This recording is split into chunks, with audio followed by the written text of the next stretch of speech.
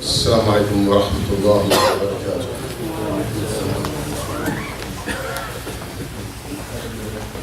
الله أكبر الله أكبر الله أكبر الله أكبر. أشهد أن لا إله إلا الله. أشهد أن لا إله إلا الله. أشهد أن محمدا رسول الله. أشهد أن محمدا رسول الله. حي على الصلاة حي على الصلاة حي على الفلاح حي على الفلاح. الله أكبر الله أكبر. لا إله إلا الله.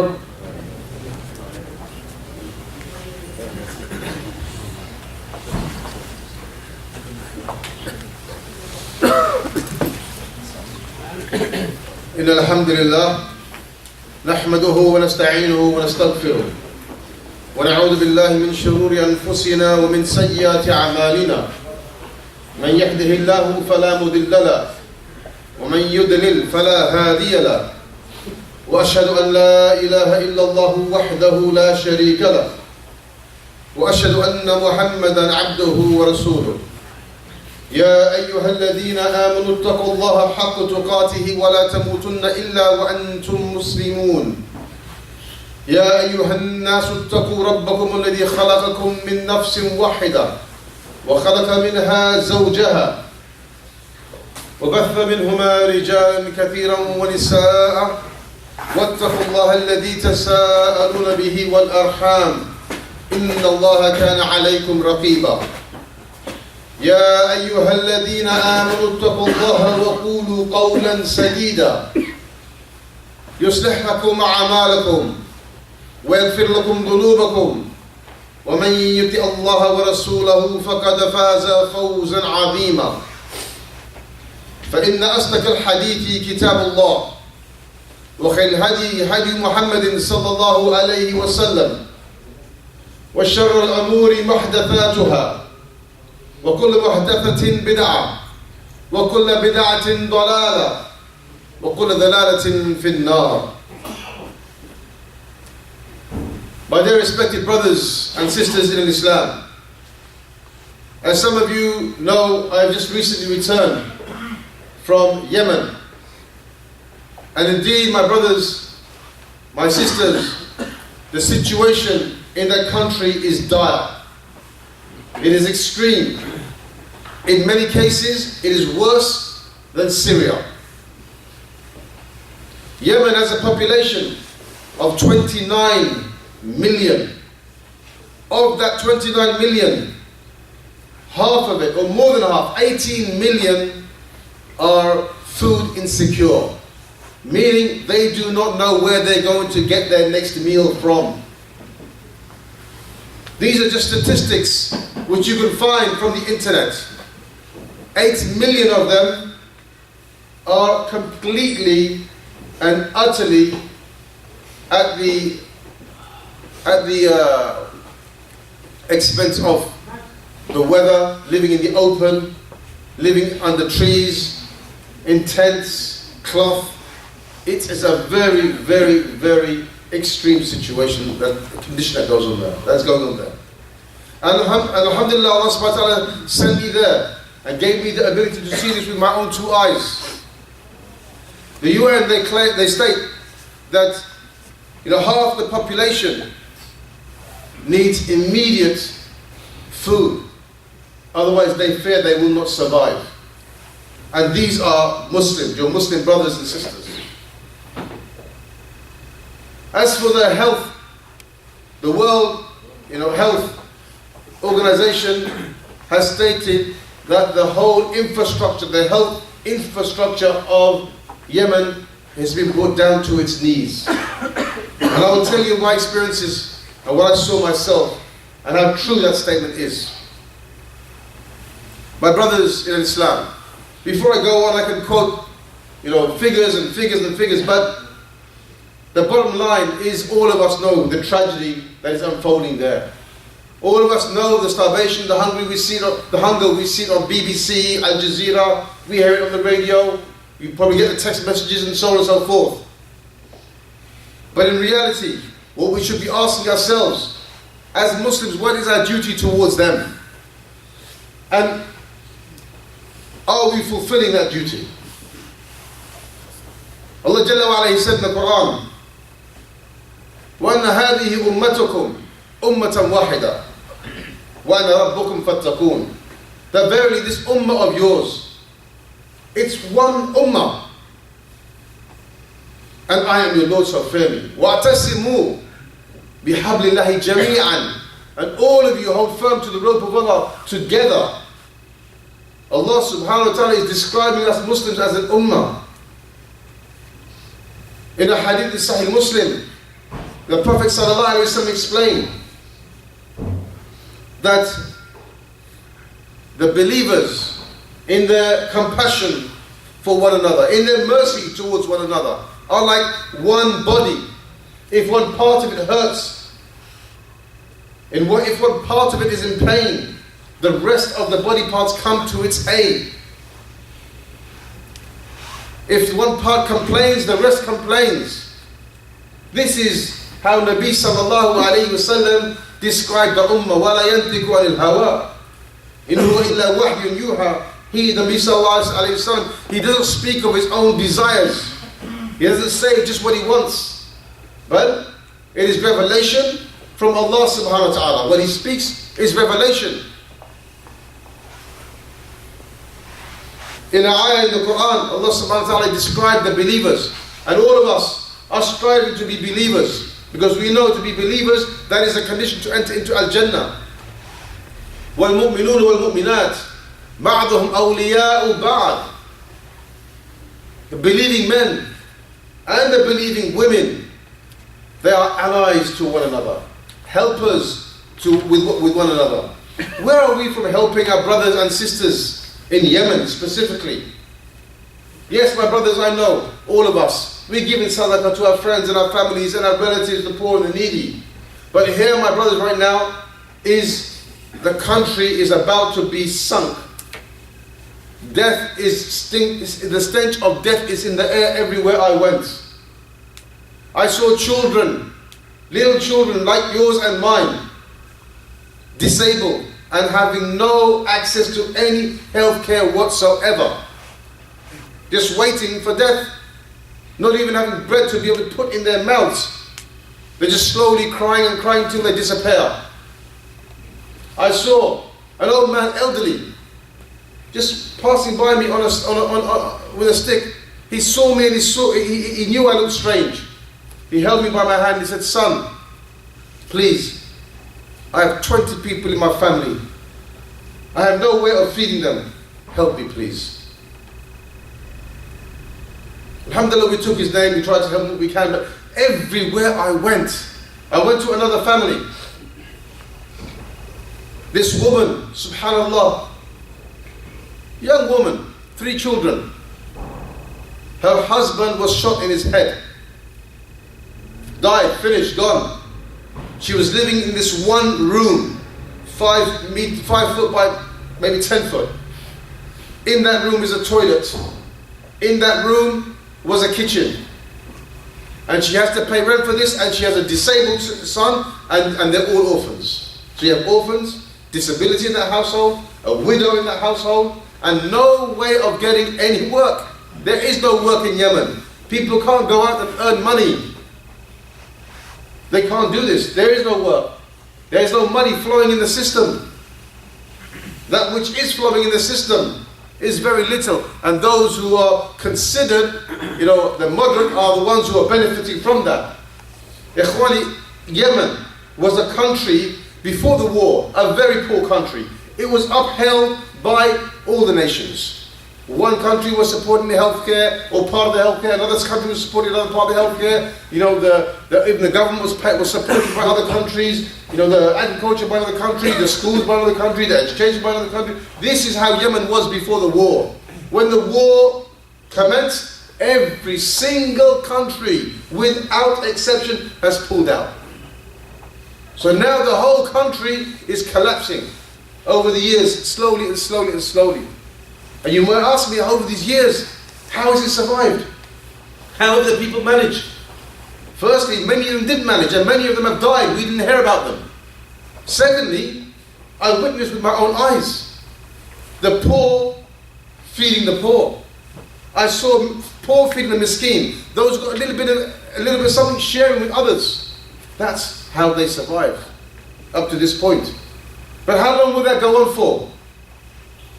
وَالْمُؤْمِنُونَ وَالْمُؤْمِنَاتِ بَعْضُهُمْ أَوْلِيَاءُ بَعْضٍ. Verily, the believing men and the believing women are allies and helpers to one another. I witnessed this amongst them. But it's not sufficient. They need urgent aid, my brothers. They have, everywhere I went, the women, majority of them, 95, 96% all covered up with niqab. I never saw a woman mutabarrij anywhere. I travelled from Aden to Taiz to Ib and back down again. There was not one woman anywhere mutabarrijah. Every single woman was covered. Alhamdulillah, and they said, every woman would come gather around me and they would scream. Some of them, out of losing hope, would scream, "We're hungry, we want food, help us." Other women say, "You're giving food up, I never got a food parcel, where do I get my food parcel from?" Not just one, I'm talking tens all around me wherever I went. These people are starving. Something which we take for granted, food. Just food. We eat 3 meals a day, sometimes 4 or 5. But for them, it's like once every 2 or 3 days if they're fortunate. Allah Jalla wa Ala said about them in the Quran, He said, وَالْمُسْتَضَعْفِينَ مِنَ الرِّجَالِ وَالنِّسَاءِ وَالْوِلْدَانِ الَّذِينَ يَقُولُونَ رَبَّنَا أَخْرِجْنَا مِنْ هَذِهِ الْقَرْيَةِ الظَّالِمِ أَهْلُهَا وَاجْعَلْ لَنَا مِنْ لَدُنْكَ وَلِيًّا وَاجْعَلْ لَنَا مِنْ لَدُنْكَ نَصِيرًا. Those mustada'afin, those who are oppressed, living in a town, a country which is oppressing, they say, "Oh Allah," the women from them, the men from them, the children, they say, "Oh Allah, raise from amongst, give to us some help and aid. Get us out of this situation, get us out of this land, this town which is oppressive. And then bring to us a helper from you. Bring to us some help and aid from you." This is the call I witnessed with my own ears. I had to, every place I go, I went to, where I wasn't distributing, I went to other places to see the situation. I had to tell them, "Listen, I can't promise you anything. I've only come to show the people in England your condition. And inshallah, we'll raise the money. We'll raise something. We'll bring you the food. We'll bring you tents. We'll bring you what you need." I had to repeat myself every single place I went to. And my heart was broken, because I knew what I had myself at home. And I see how Allah was making these people live. Indeed, it's a test for them. But we should not be of those natured people who say, "Well, you know what? That's their life. Our life is here. Our life is different. We have X, Y, and Z." Wallahi, brothers, tomorrow Allah can take all of what we have away from us and make us live a miserable life. So let us use what we have got, been given by Allah subhanahu wa ta'ala, to give back to them and help them. Wallahi, brothers, this is something which all of us have the means, no matter how small it may be, or no matter how big it may be. My brothers in Islam, I went to one camp, and this was in Aden, not far. And when I got there, straight away the people saw me and they started to follow me everywhere. And every single, there was 250 of them in the camp, maybe a quarter of them coming, follow me, complaining about this and complaining about. They told me they get food delivered to them from the World Food Program. 1 once every 2 or 3 months. And it consists of rice and oil. That's it. They're just barely keeping them alive in that one camp. And I'm not talking about those who don't even get that food. And the new ones that have come over that are in hundreds that need food. We have the ability to provide them with more food and better food. Things that will give them nutrition and make them strong. And we should not have that attitude where we say, well, alhamdulillah, they're getting rice and oil. That's enough for them. No, my brothers. Verily, you will not reach piety until you give from that which you love the most. In another hadith, Rasulullah said, لا يؤمن أحدكم حتى يحب لأخيه ما يحب لنفسه. That none of you truly believe until you love for your brother what you love for yourself. Let's talk about medication. I saw children ill, sick, disabled, with cerebral palsy, with leukemia. I saw orphans, loads of them, orphans, full of orphans. I saw all sorts of people in my travel. And the sick ones are the most vulnerable, I believe, in that whole society. Because they need medication. First they need to see a doctor. They can't afford to see a doctor.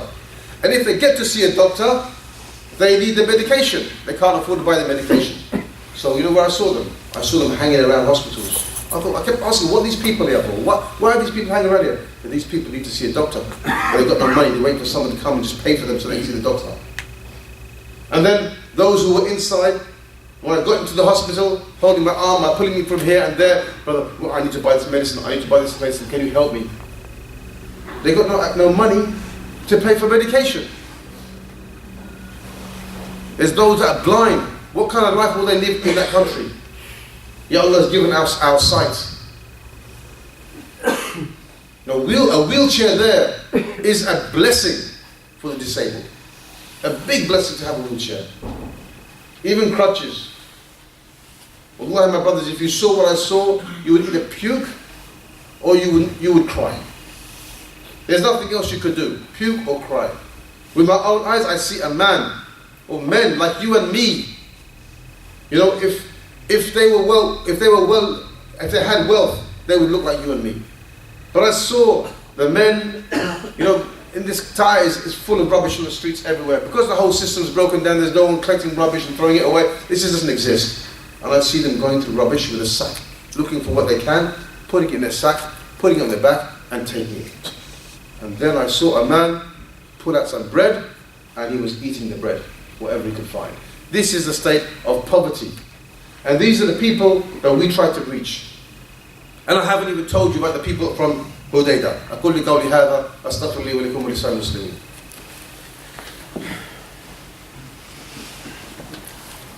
الحمد لله رب العالمين الصلاة والسلام على رسول الكريم أما بعد إن الله وملائكته يصلون على النبي يا أيها الذين آمنوا صلوا عليه وسلموا تسليما اللهم صل على محمد وعلى آل محمد كما صليت على إبراهيم وعلى آل إبراهيم إنك حميد مجيد اللهم بارك على محمد وعلى آل محمد كما باركت على إبراهيم وعلى آل إبراهيم إنك حميد مجيد. My brothers, Hudaydah is on the coast of the west coast of Yemen.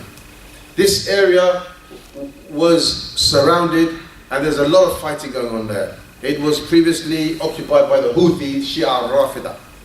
And these people hoarded all the grain, all the food, and kept it for themselves and their people. As for Ahlul Sunnah, they left them, they sniper shoot them, they kept them in their homes until they died. Before the Hisar, the siege happened, many were able to escape. And they went to Taiz, and I saw them there in Taiz. They went to Aden, I saw them in Aden. Some went to Salah, Sa'ib, and different towns. They went to wherever the people were gathering, because where there's people, there's help. Some of them came out and they stayed in the outskirts, in the suburbs of Hudaydah. And these are the people who didn't have the ability to go to Taiz, to go to Ib, to go to Salah, go to Aden. They were just very, very, very poor. They couldn't stay in their homes in Hudaydah because they were being shot, they were being killed, and it was surrounded, the Houthis were controlling it. So they came to the suburbs and lived with the people in the suburbs. And they ate trees, they ate branches, they ate shrubs, they ate leaves. And all of you have seen that widespread on the videos in BBC. How many of you would like for your family to eat that day and night? If your children had to eat this, how would you feel? This is what I witnessed. And then when they came to Taiz, hoping that there's like 4 million people in Taiz, they're about to find somebody who will give them food on a daily basis. So yes, the people of Taiz came and they gathered this small group of people of 16 families and put them in a school. One classroom, 16 families. So I began to look around and I saw a family living in the stairway. I saw the mat on the floor, I saw the whatever you want to call the farash. I saw they're using the windows as a cupboard. You know, they're just lying there, sleeping there. Nothing, just pure ground. This is how they're living, how they're trying to survive. And then when I went to the camp in Aden, where the people of Hodeidah were there in hundreds, I didn't see not one bed in the whole camp I went to. What I saw was, what do you call those, pallets on the floor? Wood. And I saw cardboard on top of that pallets. In one place I found one thin mattress. I said, alhamdulillah, you got a mattress here. We take it in turns using it. There's 4 families in this tent and we take it in turns. Ikhwani, this is poverty, this is how they live. Wallahi, brothers and sisters, I tell you, you know, Allah subhanahu wa ta'ala has made us wealthy.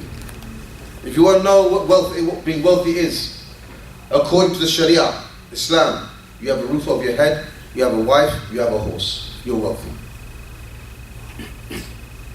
If you have this, you're wealthy. I think we are over and beyond wealthy. Did you know, my brothers, my sisters, that those who will enter into paradise first will be the poor before the wealthy? And do you know why? Because when a rich people see something he wants, or someone who's wealthy sees something he wants, he just goes and he buys it. Done.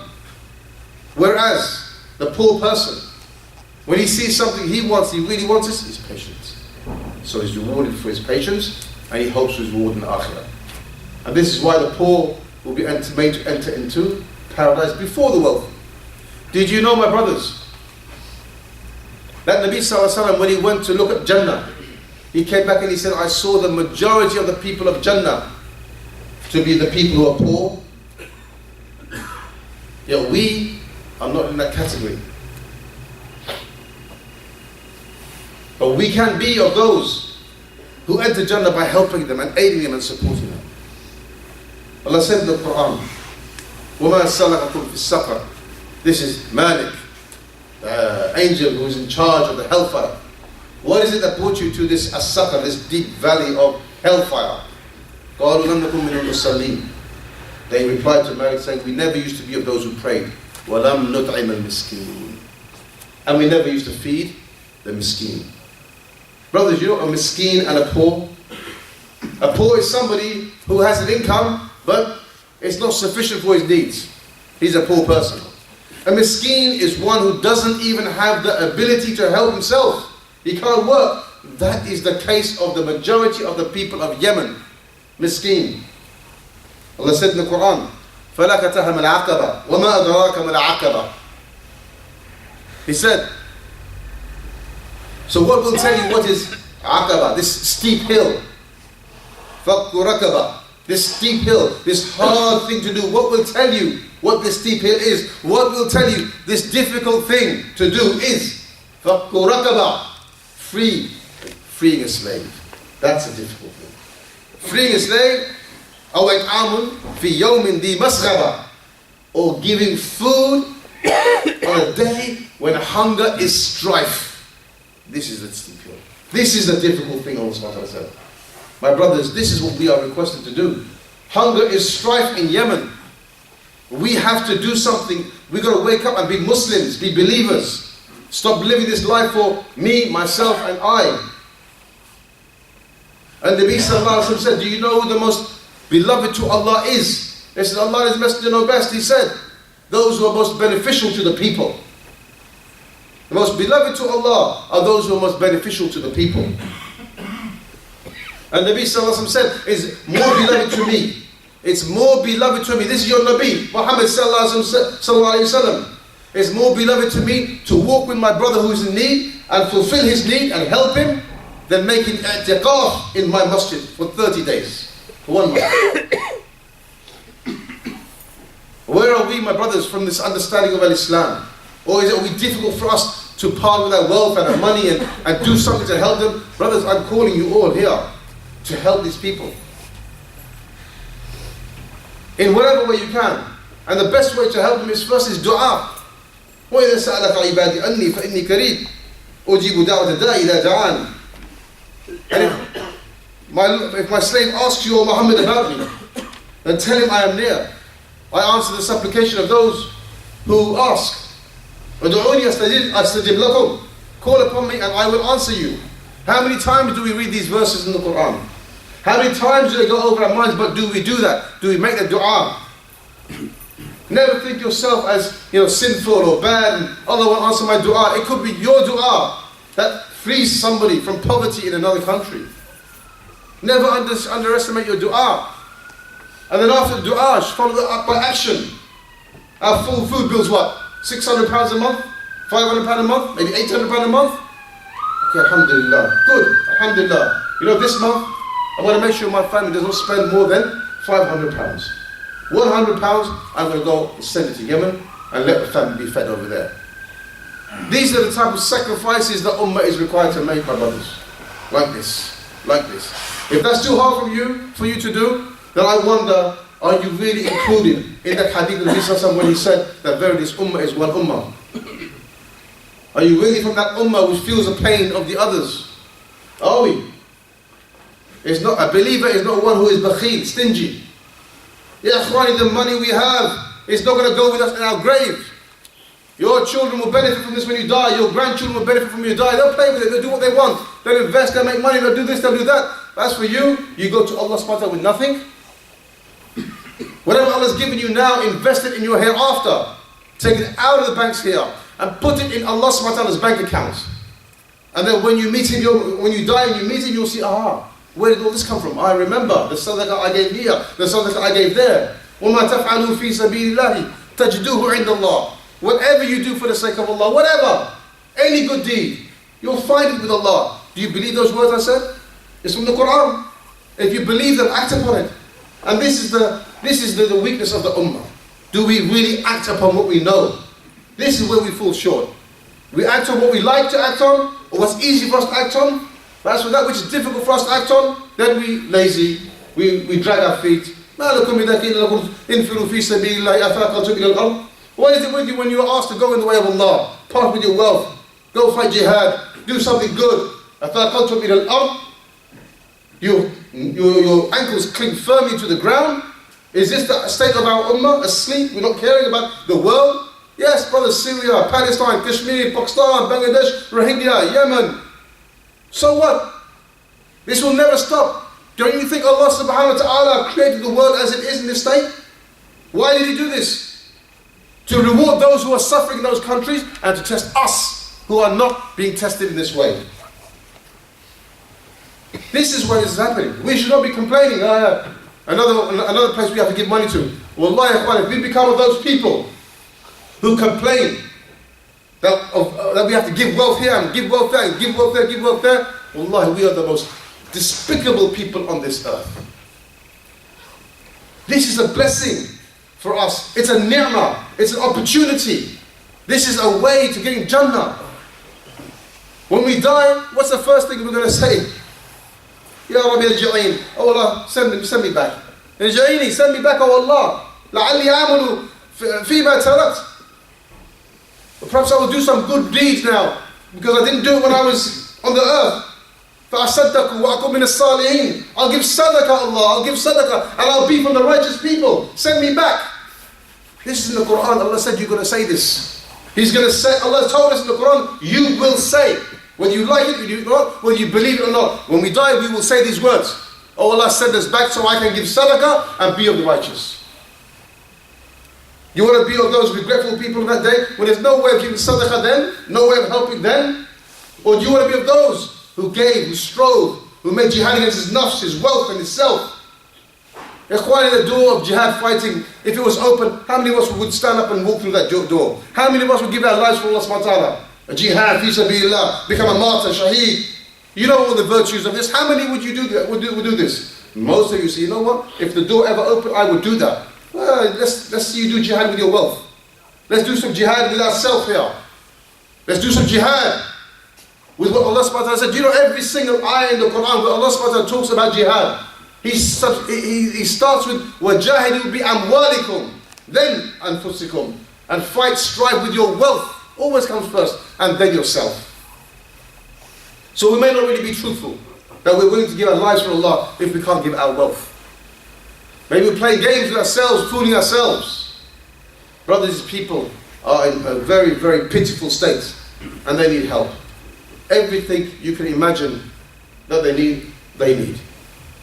I'm talking about 80% of the population of Yemen is in need. It's a massive, massive problem there. We ask Allah subhanahu wa ta'ala, my ikhwani, my brothers, to let my words fall on open ears and not deaf ears. I ask Allah subhanahu wa ta'ala to relieve the suffering of the people of Yemen, Syria, Palestine, Kashmir, Pakistan, Bangladesh, wherever they are suffering. May Allah subhanahu wa ta'ala relieve them from their suffering and provide for them from places that they never imagined. I ask Allah subhanahu wa ta'ala to use me and use you to help these people. I ask Allah subhanahu wa ta'ala to make us of those who will see our reward on the day of judgment when we need it the most. See it in our grave when we need it most. أقول لقولي هذا أستغفر الله وأتوب إليه.